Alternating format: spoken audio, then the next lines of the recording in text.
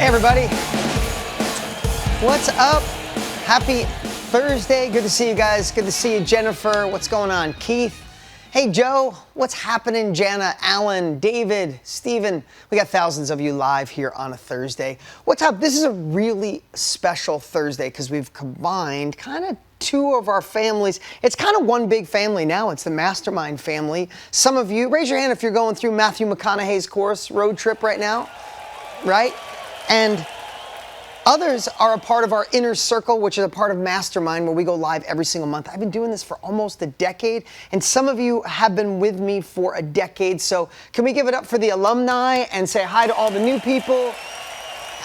For those of you who have been going through the kind of weekly catch-ups, you know, kind of keeping you on track for Road Trip, some of you are part of Inner Circle, let me tell you what the benefit of going live is, or being here.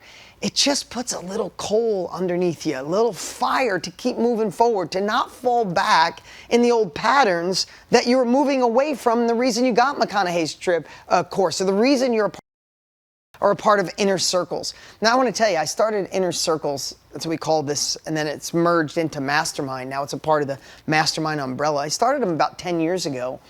And it was $97 a month just for Inner Circle. So I'm so glad to have you guys here. And we just decided, why not leave it? Then eventually merged it into Mastermind. Then we started adding courses every month. And basically, Mastermind is something that Tony Robbins and I built on something we wish we had. It's the immersion and the repetition, right? We know you can't go to the gym for a weekend, work out like crazy, and be in great shape for the rest of your life. We know that. Right? We know that you can't do something once and expect it to last. We have to stay engaged. We need repetition. Can we all agree on that? Right? That sometimes life gobbles us back up and we don't even know when we went back to our old habits. And that's why we built this. And today, we get to merge our new family and our existing family, and we're going to talk about more value. And it's the 3rd mile marker in McConaughey's course, and simultaneously, it's just something we all need to discuss. Because life is moving fast, and I think we can all agree to that, and none of us want to get to the end and realize we missed it, or we took a wrong path, or we didn't follow our heart or follow our gut. So that's why we're here today. Let me just tell you a little bit about what's at your fingertips, because if you're here today, before we get into the actual training, if you're here, you're a part of Mastermind. And I want you to not feel overwhelmed by having so many assets at your fingertips. Feel like I shared this somewhere. I don't even know where it was. But if you get a gym membership, do you go to the gym and use every bit of equipment? I know I have a white shirt on today. It's very rare. It's possible, Robin. I switched it up. It's kind of beige. It's not really white, but I'm wearing black t-shirts for about a decade. But think about this. If you have a gym membership, you don't walk in, use 5 or 6 pieces of equipment, and then go, oh my God, it's not working. I didn't use everything in here today. Right? But you want it at your fingertips. So sometimes you could do legs, and sometimes you could do cardio, and sometimes you could do chest, right? It's the same thing here. The way we crafted Mastermind is to keep you engaged by having quick hit Monday trainings in the Facebook group, once a month live with Inner Circles, where we go deep on mindset, marketing, momentum, and things that keep you moving forward. Right? You get a new course every month. Anybody go through Epic, the new course that just got dropped on Monday? Raise your hand if you saw that or went through it. Most of you not. It's an amazing course. It's a Mastermind original. It's in your back office. Again, you don't have to utilize all of them, but know that they're there. Know that these Inner Circles, over 10 years of doing it, the last 4 years are in Mastermind that you can go through on every topic that you could possibly imagine. And for those of you new to self-education, new to being a part of something like this, new to going through a course, remember this. Life is going 100 miles an hour. Your current thinking, your current habits got you where you are. Doesn't mean your life is bad, but sometimes we need to shift. We need to face the uncomfortable. We need to do something different. We need to take in a new way of thinking, a new perspective, and then we need a family like this to stay on track, to take uncomfortable action, to be disturbed with staying where you are. And that's what a group like this does. That's why some of you have been with me for almost a decade, because what we do each month is come up with a topic that kind of goes upstream and plants that seed to allow you to shift downstream and have the results you want. And that's what we're doing. Today, we're talking about value. Now, one more thing. Write this URL down, mymmcalendar.com. mymmcalendar.com, if you guys want to put it in the chat. All that is the team updates mymmcalendar.com with all the things that are coming through the month because you're a part of Mastermind. So if there's a weekly training, if there's a new course that gets dropped, when the dates of these inner circles are, right? And all the other cool stuff that's coming. There's a new cool podcast. All of that's in there, and that's your calendar, and you got access to all of it. Sometimes we got to remember what's at our fingertips. We say, oh, how am I going to get through this? Our brain goes back to the way we thought about it last time. I'm going to challenge you to say, hey, I wonder if there's an alternative route to get from where I am to where I want to be. Again, those of you who have Matthew McConaughey's course, that should be your main focus. Get through that course, do the homework, do the actions. Today, we're going to go deep on mile marker 3, which is module 3, but it's going to benefit all of us. So who's ready to take some uncomfortable action today? Right? Okay. So, in the last 2 mile markers, and this applies to everybody who might not be in McConaughey's course, but in the last 2, the first one is admit more, right? Admit more just really means looking in the mirror and tell the truth. Like, what are you lying to yourself about? What is a story that you've told yourself that gives you, kind of lets you off the hook for the life you really want? Or the story you tell other people, and it's kind of looking in the mirror and saying, Matthew called it frisking yourself. It's really just look in the mirror and say, hey, what do we got to change? And that leads right into more you, which was the second one. And that is kind of looking in the mirror and say, now that I am going to get rid of the things that don't serve me, right? I'm going to stop doing more of a not to do list. If I'm going to stop doing the stuff that doesn't bring me into the man or the woman I want to be, I'm meant to be, I need to be, so I don't end this life someday with regret, then it opens up some space, and more you is like, how do I fill it with the things that bring me closer to who I want to be? Listen, there's nothing I'm going to share. This is kind of like a shh. There's nothing I'll share today that's going to be completely revolutionary and you've never heard it before. That's not what personal growth is. That's not what success habits are. What this is a reminder service of what little things we need to do to make the shift. That's really what it is. When people say to me, I know how to get in shape, eat better, work out more, right? You might know how to do it, but are you actually doing it? You might know that if you focus on solutions rather than focusing on the problem, if you focus on opportunity, not obstacles, if you focus what you could gain, not what you lost, if you could focus on what you have, not what somebody took away, we know that changes everything. But are we doing it on a regular basis? Are we taking uncomfortable action? So that's really why we're here today, to keep this momentum alive. And that's why I'm so excited to have you here for this part that we're going to be sharing today. Is we're talking about more value, right? And what does that mean? Where is our energy going? Where is our core values? Are we doing things? This is a big question. Are we doing the things today that are setting ourselves up to not have regret at the end? Now, I'm going to tell a little story that this hit me hard probably 7 years ago. I had a family reunion. I took my mom and my stepdad, Lenny, who had been in my life since I was little, and my kids, and all of us went to Mexico because my mom lives in Virginia, my sister, everybody's spread all over. We all got together. We met at a house in Mexico, and I was down there, and my mom was married to my stepdad, Lenny. Now, it was her high school sweetheart. Then he went off to the Army, didn't work out. After a few divorces, they got back together, and they were so in love. So I'm telling you this for a reason, because I got to witness it. Because you hear about regret. You think about, at the end of my life, what will it be? But I got to witness it, and hopefully I can share this in a good way, because it shifted everything for me in a huge way. It made it real. My stepdad, Lenny, his colon burst while we were in Mexico and was bleeding terrible. Thank God the ambulance got there. They rushed him off to a hospital trying to figure out in Mexico what's the best place to go. It was crazy. We get to the hospital, and he lost so much blood. I guess he lost like half the blood in his body. He was pure white, like translucent white, and he couldn't speak. And the doctor came over and said, if we put his legs up, the blood will rush to his upper body and he'll be able to speak before he goes into surgery. I'm like, oh my God. My mom's in the other room because she's freaking out. So I go in. I'm the only one that goes in.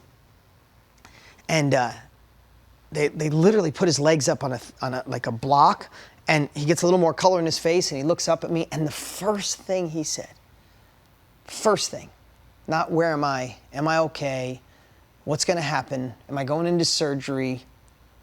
First thing he said to me is, Dean, please tell your mom I'm sorry. And he spit out 3 things that he regretted. I should have done this. I should have went after. He'd been wanting to start his own personal company for a long time. Literally talked about, I should have showed your mother how much I loved her. I should have went for that business that we could have done together. And there was one other thing that's too personal. But immediately, the only thing that came out of his mouth, not know if he's going to live, is the 3 regrets that he had, and kind of got dizzy, and he went into surgery. Now, he made it through that surgery. He lived about 4 more years, and we lost him. But my mom had 4 more years with him, and thank God they did. They had a great time. I don't tell that story to be morbid, other than I got to witness the end of a life of someone I truly respected. I loved the man. He was a good man. And there was nothing else on his mind but that. And man, in my heart, I was like, oh, how do I get rid of that? And all I could think about is, what can I do today to make that end differently?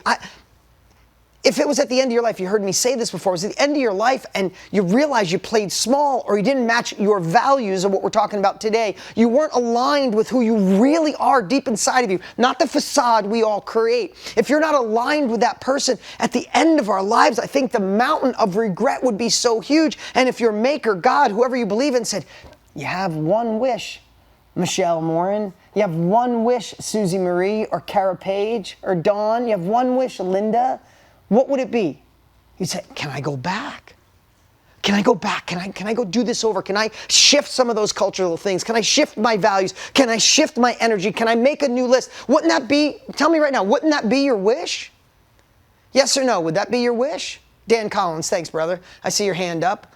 Right? Would that be your wish? Of course it would. Well, wish granted. We're here.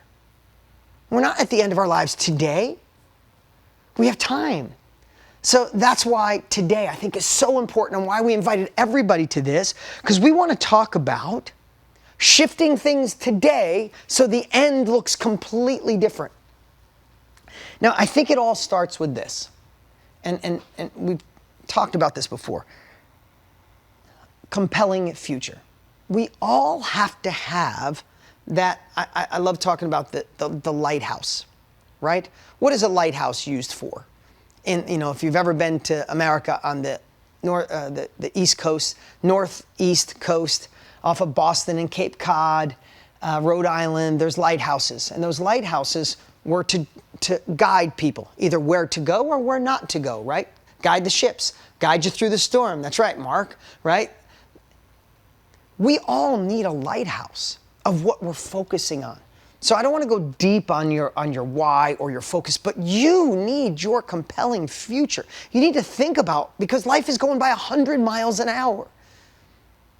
And it's not slowing down. It's only speeding up, in my opinion. I think as the older you get, you feel how fast it goes. So we need to know, in the beginning of Road Trip, in the introduction, McConaughey said, what do you want more of?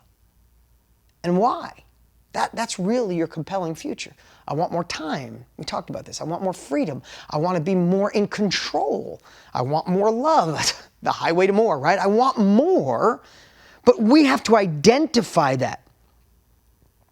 We have to identify that, and we have to stare at it, and we have to write it down, and we have to decide, what is that more? What is that lighthouse? And when I say a lighthouse, the reason I say it is, think of a lighthouse as a moving object.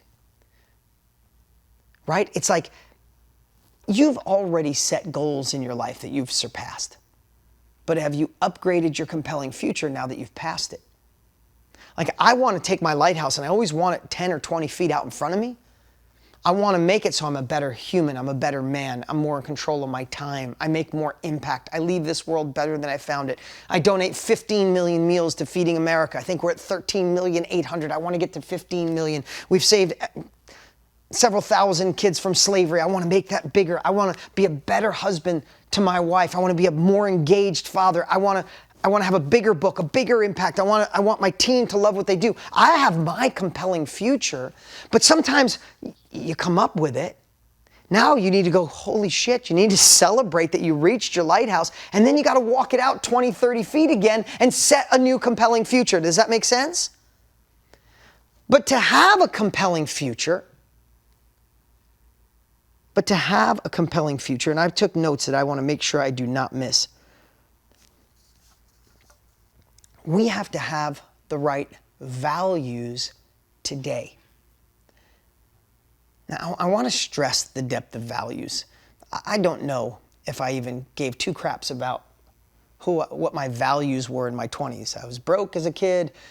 My parents got married and divorced a lot. There was a lot of uncertainty. I wanted to make money and be certain so I could make my own choices. I don't know if I had values. I probably took on partners sometimes that were like, hey, if they can help me, I'll do it. I didn't align values. I just wanted not to be broke. I wanted not to have uncertainty, and I was moving forward. And God, I wish I could go back and shake my 20-year-old self and say, if you align your values of who you really want to be, when the shell comes off, when there's nobody watching, if you could align your values with who you want to become, that puts rocket fuel in your gas tank. And it makes you feel good about yourself, doesn't it? Who's really honest? Who has ever made a decision that you think could have helped your life, your career, or something in your life, but it kind of wasn't aligned with your values, but you did it because you thought it could bring you ahead? Raise your hand. Thank you, Graham. Thank you, so many people raising your hand, right? And even if you got the goal, how did it feel? Did it feel good or no? Not really, right?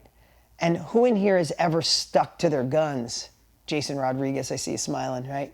Who's ever stuck to your guns? It's my value. You made a decision, and even though you lost out, you knew you made the right choice, right? Of course, I know I'm asking questions that have an easy answer.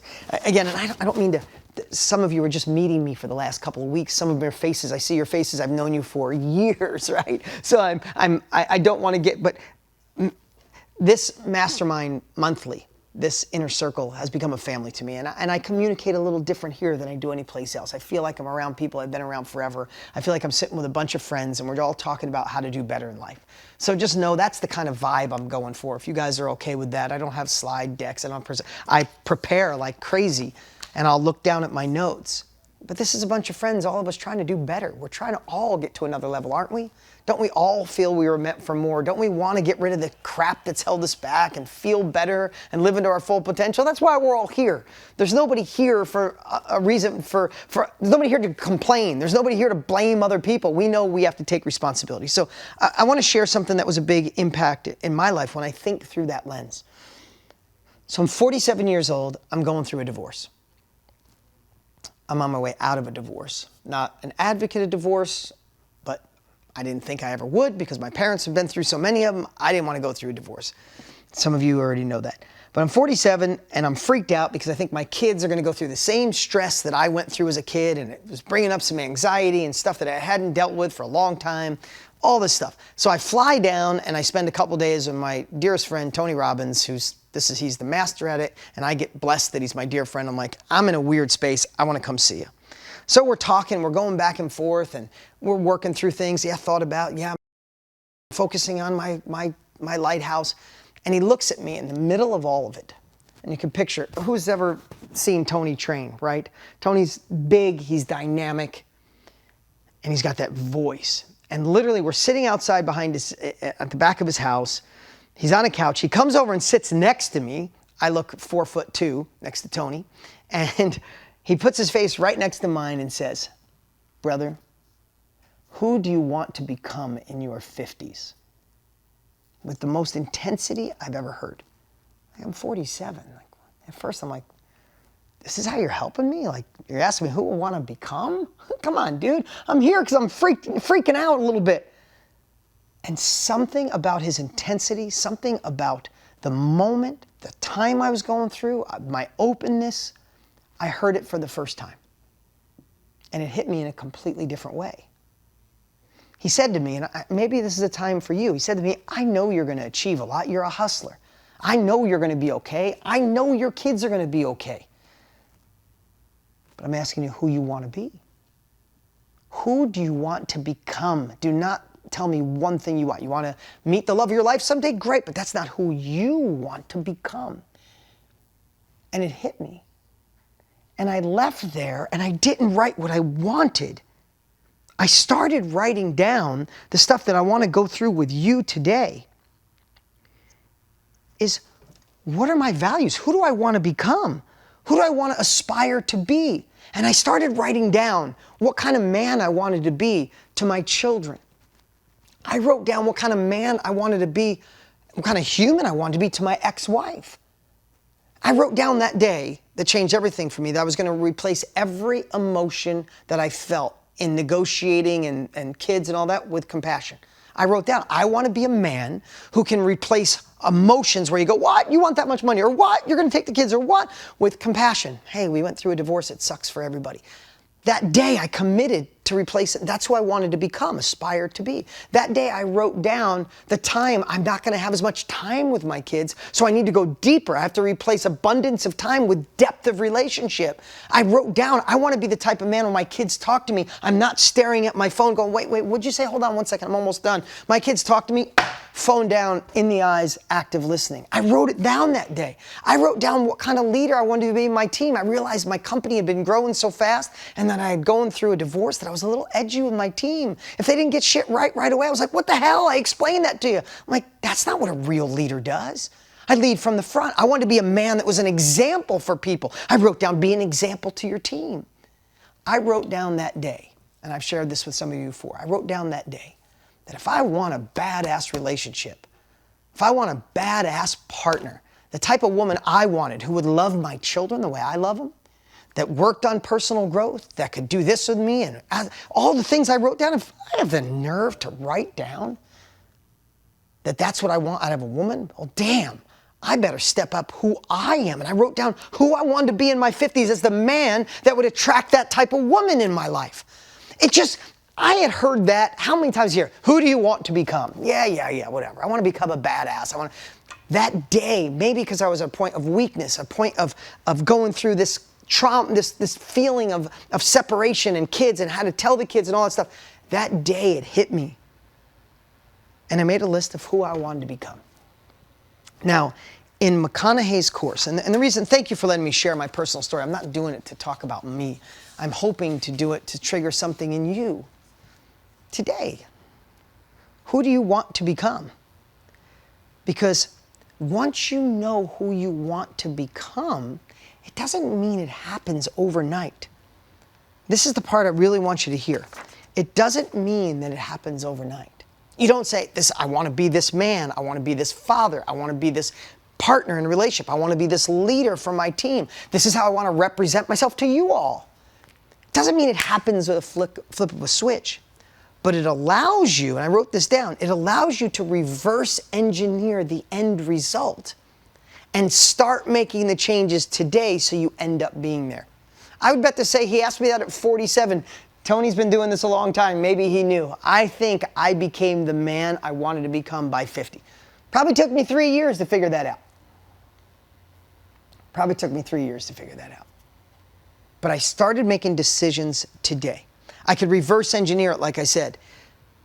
And that's what we all get to do today, right? McConaughey in the lesson, in mile marker 3, module 3, he asks you to write your own eulogy.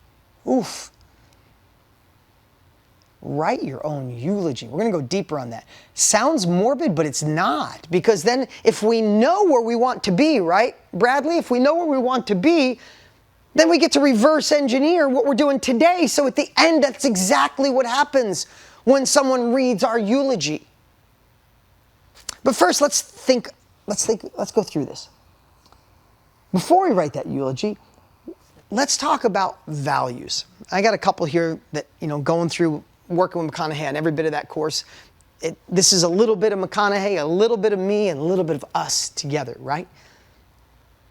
But think about this. What are some old values that maybe got lost in the journey? What are some old values you've had? I wrote a few down. Maybe when you were a kid, I remember literally thinking, if I ever got wealthy enough to go to Europe, I just thought about this one today as I was writing this down. I was like, if I could go to Europe, I always thought as a kid, because my family was so fragmented, my dad was the youngest of 12, didn't talk to all his brothers and sisters. They all had this crazy Italian relationship, and they all fought with each other. So we weren't connected there. Then my parents were split up. My sister lived somewhere. And I always thought as a kid, I want to do a family reunion every year. Man, that was something I thought about for years, and I kind of lost that. I'm going to polish that, baby. I had one. I told you about it 7 years ago. I'm going to polish that up and bring that value back to the connectivity of the people that are a part of our lives. Did you ever get together with family when you're so busy and you forget, and then you finally do, and you're like, God damn it, why don't I do this more? Who's ever felt that way, right? So that's part of, I didn't have it, so I want it. You know, there's simple things. But did you once think that, was there a value that you believed that real love actually existed? And then you've been burned a few times and now you think it's a facade? Wouldn't it be cool to go back and think that true love does exist? Would that be a cool value to bring back and polish up? Right?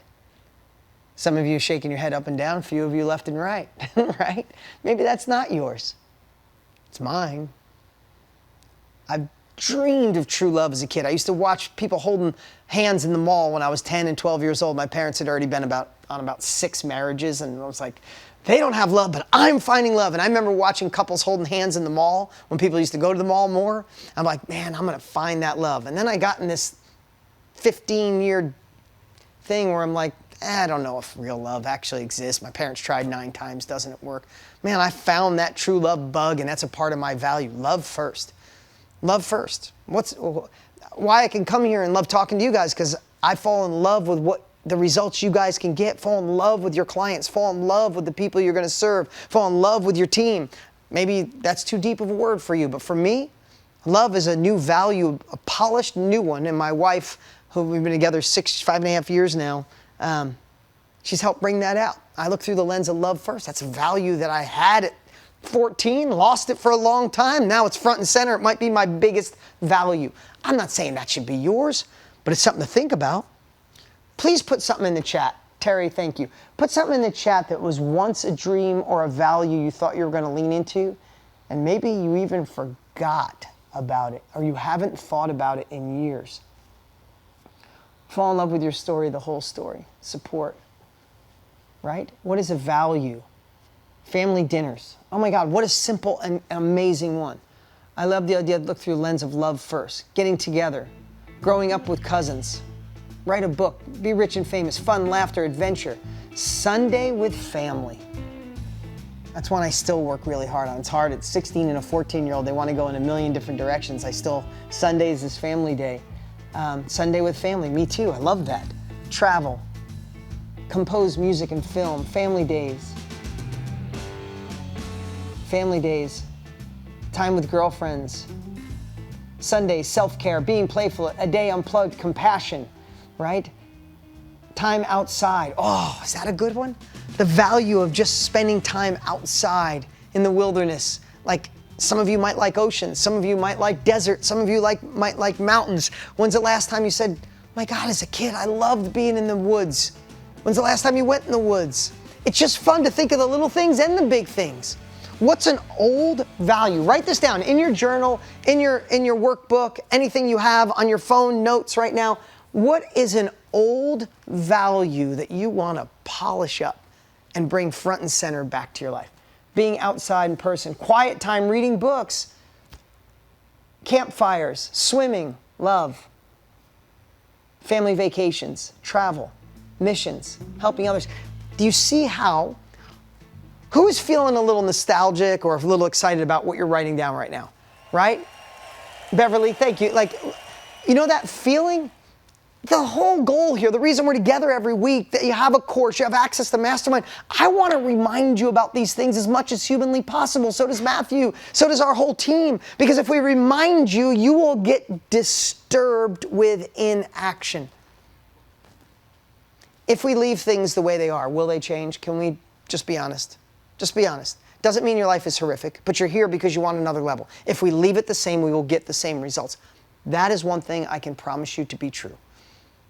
If you shift and change, I can't promise you that all your dreams will happen in 18 minutes. But I can surely promise you if you do nothing different, you will get the same of what you have. So if you notice, what we're doing is we're coming up with different approaches to disturb you to break out of the shell and go, screw it, I'm not satisfied, I'm going for more. Can you feel that? Do you see that? That's why we're here. No magic machine to make you wealthy, happy, and joyful overnight. It takes a little work. It takes a little work to go to the gym and be good shape. It takes work to be an active listener, to have real love in your life, to have compassion and empathy. It takes work to get the business off the ground. And to take it to the next level, it takes work, but it's 1,000% worth it, because the worst thing that can happen is settle where we are, get to the end, and our eulogy sucks. The end of our life, we look back and go, shit, I missed it. I don't want anybody, neither does Matthew, neither does our team. Nobody wants you to say, shit, I missed it.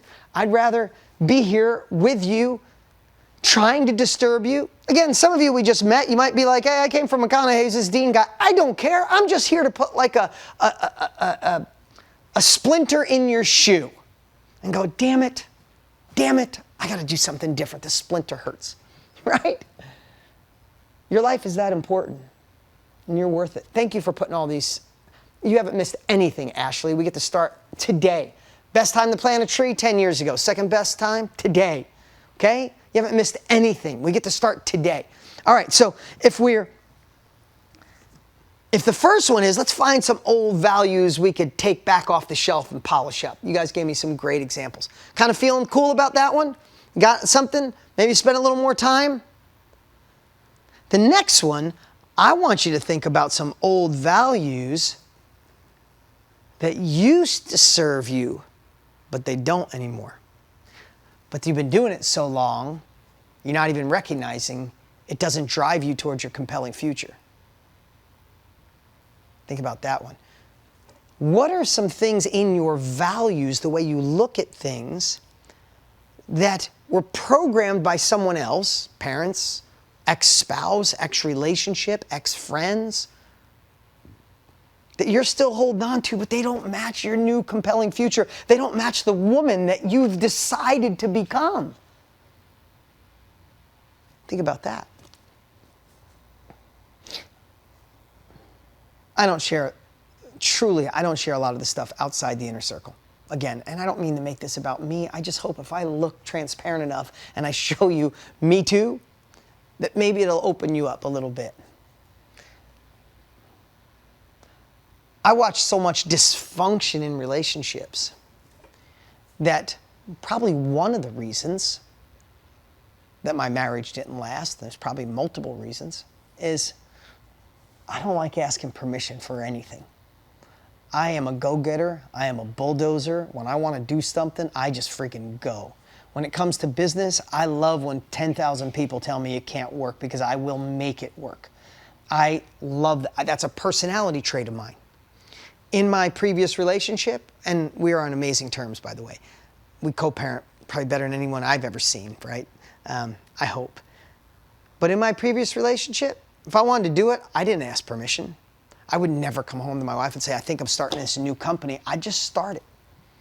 I got hired to speak on stage once a week in different parts of the country for 5 years. It was incredibly lucrative. I didn't think to go home and say, hey, I got this offer. It's millions of dollars a year. All I got to speak is 90 minutes once a month on a stage. It's millions of dollars a year. I didn't say that. I thought it was a good deal. I got to impact people's lives. Signed the deal. 2 weeks before I was going, in the previous relationship, she's like, where are you going? Oh, I signed this deal. It's a whole year. I'm not asking permission for that. I've worked my ass off. I lived in a trailer park as a kid. I had nothing growing up. Now I get to impact lives for a living, and I get to take care of this family, and I get to make it so you're safe and our kids are safe. I'm not asking you. I know that that was a value that came from somewhere. Is that a good value? Yes or no? The strength is good. The way I did it in a relationship was shitty. She must have felt like I have no choice. I'm not a part of these decisions. I probably would have applauded you, but at least you could have told me. What if I brought that value to my new relationship? Probably would have got the same results, wouldn't I? Hell no. There's nothing I don't do without talking to my wife, Lisa. And not because I feel obligated, because I want to. I changed the value system in my body to say, when I share it with her, she lights up like a Christmas tree. And women, especially you women, you have so much intuition. You can see around corners. You, like, men, if you're not trusting the women's in your life and their intuition, you're absolutely crazy. My wife will give me a different perspective. She'd be like, hey, that's really good money. You get to impact lives. But did you ever think, what's worth more? Going bowling with Luca or Brody, or being there for Bree for her baseball thing, or this other thing? I don't know. Why don't you weigh the odds? Why don't you write on a piece of paper on a scale of 1 to 10? What's it mean to miss your kids on a weekend, miss Sunday dinners, miss they're in baseball and basketball and tennis, and you're missing that? Plus, you want to write that new book. Is that going to disturb the path of the book? I don't know. My wife will be like, oh, you write it down. If you think going away once a month is good, I'll support you. I'll applaud you all. Pack up. We'll go together. Damn it, she's always right. I'll write it down like, son of a bitch. No, I'm not taking that deal, right? And I like this new value that I brought into my life. That old value sucked. It probably caused separation. It caused people to go, okay, that's the way he does it. I'll do it my way. Probably those decisions and some on hers, we just grew apart and co-parented. We were together the last 5 years as co-parents, living in the same house. All I'm saying is I'm being really vulnerable and transparent. You guys all know so much about me, but just to know that we got some shit. Do we all have stuff? Can we all agree we all got stuff? Stuff that our parents gave us. Thank you so much. Love them, but they gave us. Our first relationship gave us. Our teacher gave us. A bad partner in a business we started gave us. Don't ever partner with somebody, they'll screw you over. Not all partners will screw you over. The one you chose did. You got sold by something bad. It was a bad person selling a bad thing. Doesn't make sales bad. Just makes that person bad, right? We all get this stuff. Parent was unfaithful, or a parent went through bankruptcy, or somebody was an abuser, right? Or someone had baggage. They gave us stuff. We don't have to hold on to that value anymore. We could let it go today. In fact, what if you shift a value today? And then recognized how it might have hurt someone in the past, and send them a text and say, I'm sorry. Mend a bad relationship. Can I tell you, I'm going to tell you one more thing here. Sorry, I'm going a little longer than usual on this segment. My dad was the youngest of 12 kids. His father physically abused all of them, and it messed up all the kids.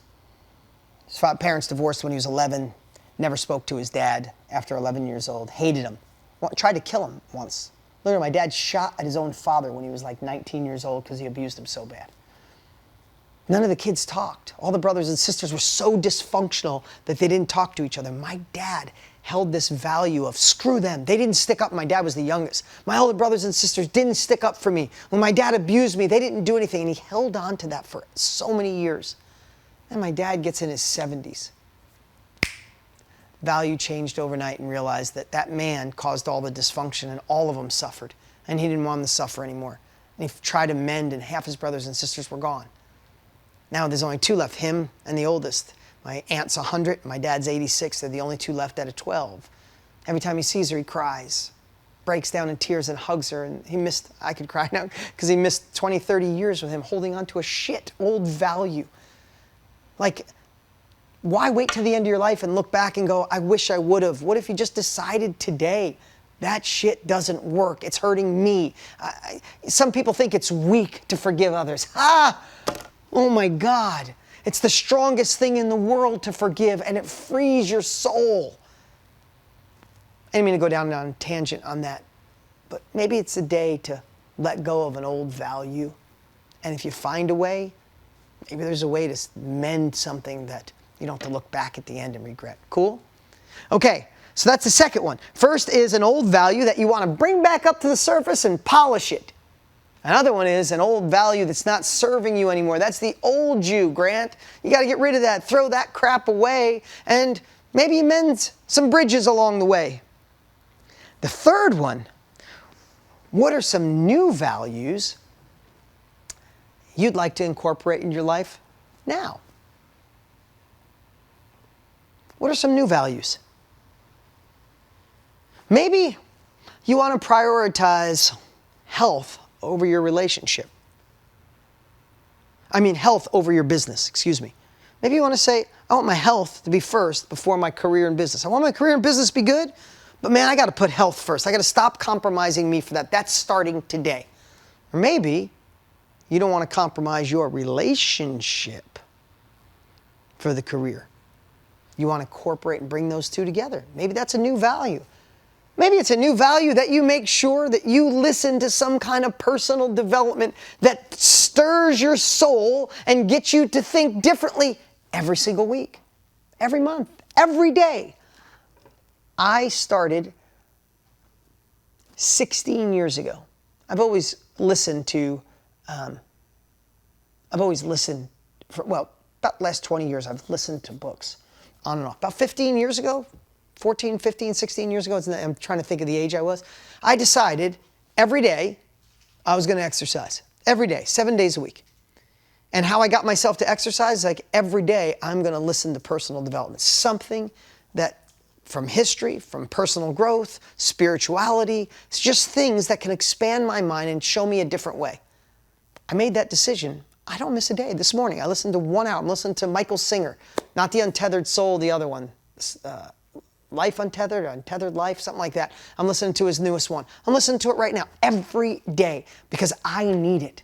Because here's what I want to tell you. If I don't immerse myself in this, I get to train it every day. I get to listen to it every day. I'm multiple New York Times best-selling author on personal growth. I'm telling you, a guy that's immersed this much in it, if I went a month completely disconnected, the old me is trying to come back. Tell me that's not crazy. Right? So, what are some new, put it in the chat. I'd love to see, living untethered. Thank you, Suzanne. What are some new values? Maybe a new value is every day looking at who you want to become. I put myself first. Freedom.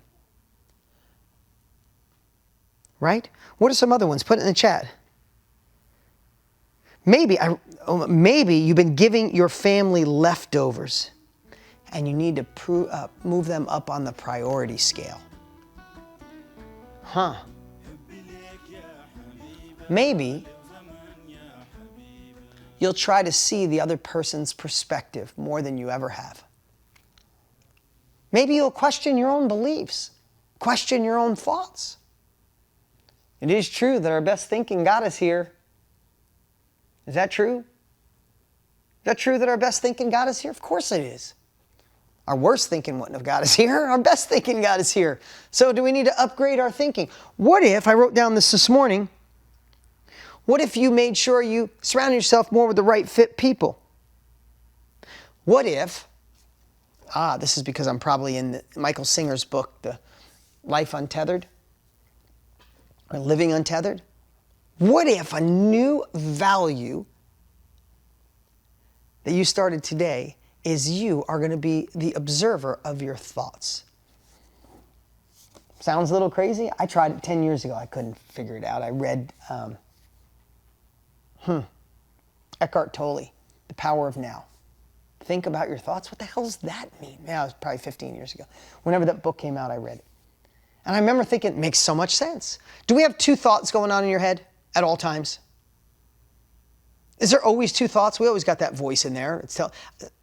Always. Like you walk into a party and you see friends like, hi everybody, and you're thinking to yourself, why would she wear that dress to an event like this? What voice is saying that while you're simultaneously saying hi, talking to people? Stacy, am I right? There's another voice inside of us that's usually the insane voice. Why would you think that? You're too old to start your new business. Like, wait a minute, I'm sitting here starting my new business. Who is this, right? So if we get to be the observer of our thoughts, hey, I can do this. You're too old. No. Shut up. That's already cost me too much. Technology won't work, takes money to make money, wrong this, wrong that. There is that voice that causes what we call imposter syndrome or insanity or feels like you're crazy, right? I can remember being on stage. When someone says there's not two voices, I can literally remember, I don't do it as much now. I'm probably on stage 10 times a year. I used to be more. But I could be on stage doing a presentation. Last event I could think of, it was with Tony Robbins. We had 20,000 people in the audience. Oh my God, they were on fire. It was amazing. And the whole audience is on fire. Tony's got them in such a state. I come out and they're jumping up and down. They're excited. We're going through this process. And I'm in the middle of presenting, and I could see one person, like 30 rows back, 10 seats in, is falling asleep. And you know when you got two voices, because I'm like, well, what the hell's that dude's problem? This is the conversation, this dialogue. I am presenting, I am sharing, I'm doing the things that I do. If you've ever seen me on stage, I'm doing my stuff like I'm doing right now. And as I'm doing it, I'm going, I wonder if I should just walk out there and just shake this dude. What is his problem? What does he need? How could you not be excited at a Tony Robbins event? Jesus Christ. Who's insane? I feel insane because there's this dialogue going on while stuff is coming out of my mouth. The reason I say that is because we can be the observer of that thought.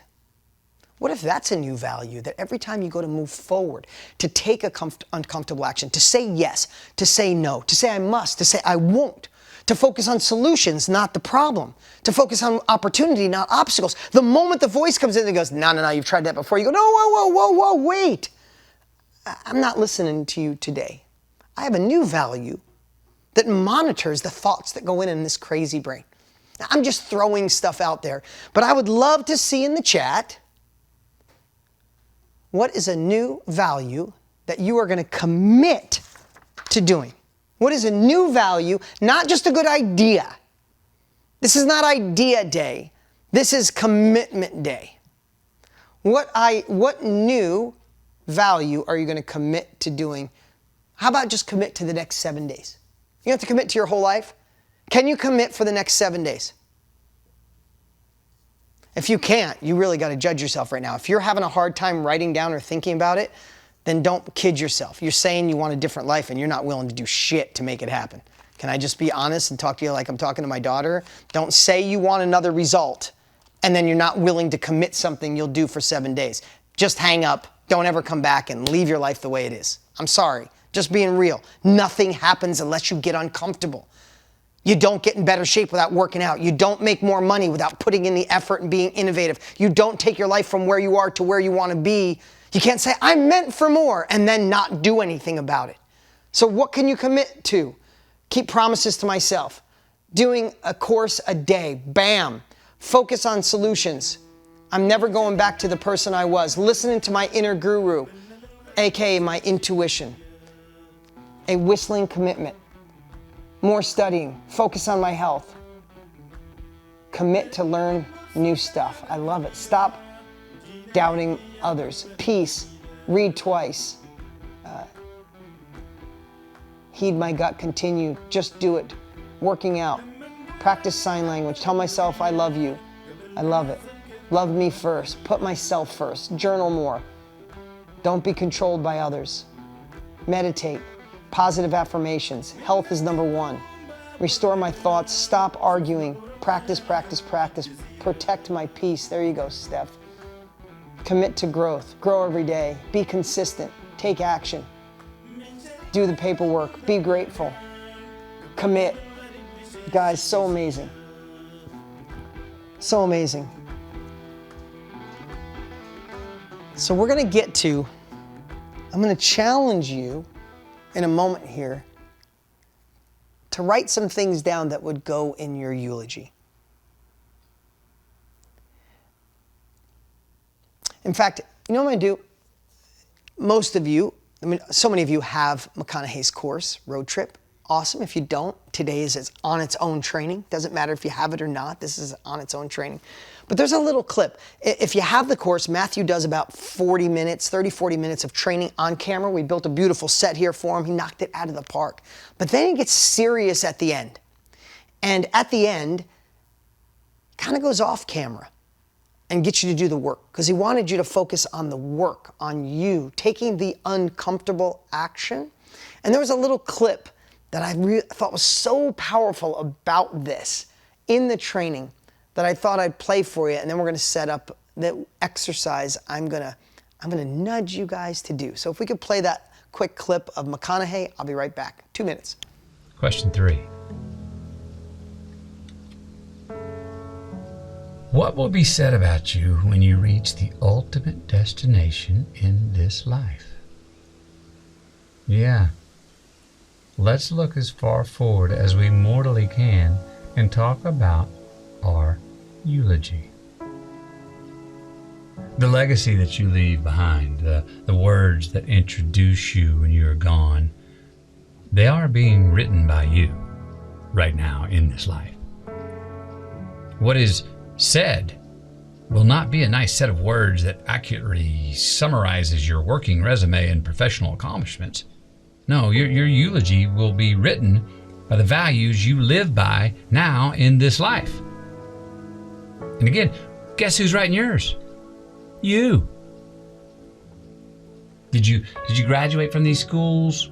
Were you a member of these organizations, a manager at XYZ company? Did you have a higher GPA, SAT score, and a bank balance? Yeah, I mean, it's cool to be for achieving any and all of these, but not at the expense of your values. You do that?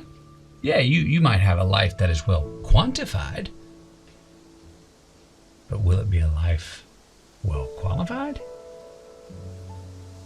Ask yourself. What impact do you want to have on your friends and family?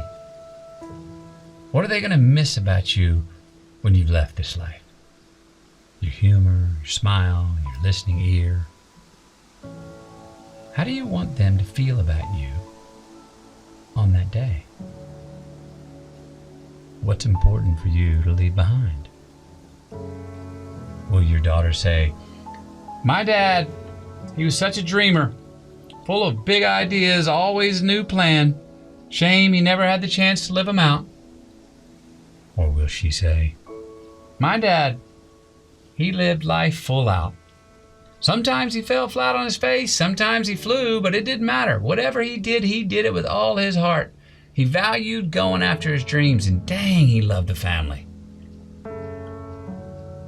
Or will your best friend say, "Woohoo! Moo boy, she sure knew how to party. She was always down for a good time. She sure did know how to have fun"? Or will she say, "You know what? She was a friend. Friend who was always there, good times and bad. When everyone was running in the other direction, she always ran in.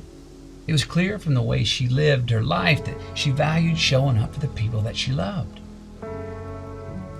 Or is she going to say you were both? That you knew how to have fun and you knew how to show up? That you were there for the Saturday nights and the Monday mornings? You see, your eulogy finds its point of origin in your values, what matters to you, and how you live it out in your daily life. So ask yourself this: how well is your future aligning with what is important to you now? That's why we're doing this. Not to manipulate your emotions, but we're doing this so we can time travel. Do a quick check-in to see the road we're on is getting us to our destination that we have in mind and heart. This is an important one. So get out that roadmap and let's do this. Wow. Is that amazing? Who could just feel it? Who maybe took your breath away, made you really think about that? You know, we sat around. We worked on this for 6-8 months weekly via McConaughey and my team and his team. And then he flew in for 5 days. And we went through this. And if you knew that every single word was crafted, every single word was written to get an emotion, because we don't move when it's logical. Is that true? Who in here knows logically you should have made some shifts in your life at other times, right? But we make a shift when it's emotional, right? And his tonality, his caring, his depth of understanding, the words, all of it was crafted so you'd feel the way you feel, so we actually do the work. The greatest gift you could do is get off this today and actually write down a eulogy in the next hour while you're thinking about it. We got thousands of you lives. Thousands of you are going to watch the replay. Why not do it now? You're worth it. And I don't mean to make this worse, but When we did this, the night we did this, and we went deep, we spent hours on this exercise and those words you just heard. That night I went home and started thinking about it. And I'll tell you how bad, because it's in the course, but we wouldn't even do it. I started thinking about, where do you think that eulogy would be read? And I started thinking, would it be in the little town of upstate New York where I grew up? I grew up Catholic and Italian town. Would it be back there? But I've been living in Arizona for 20 years, so would it be someplace out here? Would it be at my home? I can't, it's hard to accept. And I'm probably thinking my oldest daughter, Brianna, who was born on my birthday, who's always been my, daddy's little girl, would she be the one reading it? I started thinking, would she say, my dad accomplished so much. Sometimes I missed him because he wasn't around, but I was proud of him. Man, I don't want that middle part of he wasn't around or he was a little distracted. And I started fine-tuning these little pieces and saying, I could change that now. I could fix that now. What would my wife say? What would my team say? He said it in there, but, would your eulogy recall your intentions or your actions? Write that down for me. Would your eulogy recall your intentions or your actions? Would it recall what you dreamed about or what you did? Would your eulogy talk about your potential or your outcome?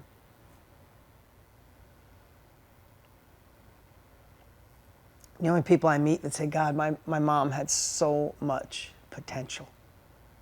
I wish she would have done something with it. Screw that. Potential unused might be the biggest tragedy of our world. Right? I'm not trying to make you sad. I'm trying to spark an emotion. Jordan, I think you're feeling it today. I'm trying to spark an emotion. That's what McConaughey did in those words. I'm just trying to push it even further so we do the work and then we make the changes today. I'd love for you to just take a few minutes here and just write it down while you're in this state.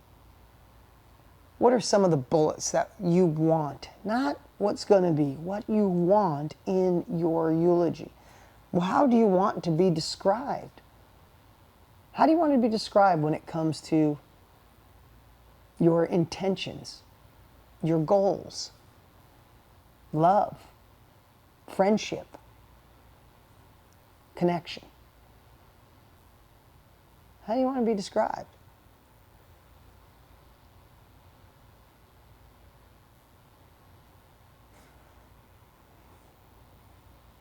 Thinking through those lenses of intentions or actions or dreams or what you did, potential or impact, what you were capable of or what you actually accomplished. Look at all these great ones coming in. Authentic and loved it genuinely. Never took no for an answer. Look at that one, Robin. So good. He helped shape the world we live in today. Oh my God.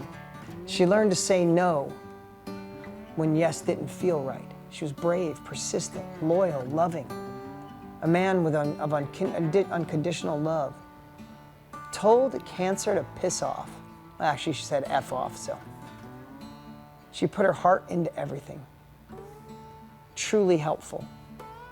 Made everyone feel understood. Caring, kind, thoughtful. Believed in herself. She was flawed, but succeeded anyhow. Generous, always there for others. Unconditionally loved by all. She was loving, caring, smart, fun, genuine. See, there's nobody in there putting, she was a millionaire. He was super rich. But guess what? We can have both. You can reach all the dreams you want. It doesn't have to be one or the other. Just remember what the values are and who you want to become. People always say to me, when I get successful, I can find happiness. What if you felt happiness first and the success came 10 times faster? Did you ever think about that one? What if you truly leaned into who you were and stopped trying to be something for other people? And when you found who you really were, then all the other pieces of the puzzle clicked together. Guys, this has been an amazing time being a part of the Inner Circle. This is what we've been doing every month for almost a decade, and each of you are a part of it now. There are multiple Inner Circles to go back and look at, 4 years worth. There's a new course every month. Just the things, like I said, it's the equipment in the gym. Does that make more sense now? You might have needed this today, but there might be another training that's in there that you need. Go find it, dig in. Make it a new culture that if you don't have the answers, find from someone, whether that's Matthew McConaughey, me, or Tony Robbins, or Trent Shelton, or Brendan Burchard, or somebody else out there. Find someone who can help you get from where you are to where you want to be. But I'm going to encourage you, write your eulogy. Do the work. Stare at it. Think about it. And implement something this week. If you can't do it for 7 days, then damn, you got to remind yourself you are worth it. We got one shot. So dig in, make it happen. Thank you for being a part of this road trip if you're with McConaughey. Thank you for being a part of Mastermind. Thank you for these inner circles. Go dig in. Take action. Remember, mymmcalendar.com gives you an update of all the cool stuff coming. For those of you in road trip, we'll be together again next week. For those of you in Mastermind, we'll see you next month. We got Marie Forleo coming. The month after that, we got Mr. Matthew McConaughey coming back for an inner circle right here in this studio. Lots of cool stuff coming. We appreciate you spending this time with us. Stay engaged. Keep moving forward. Take uncomfortable action. And we'll see you very soon. Take care, everybody.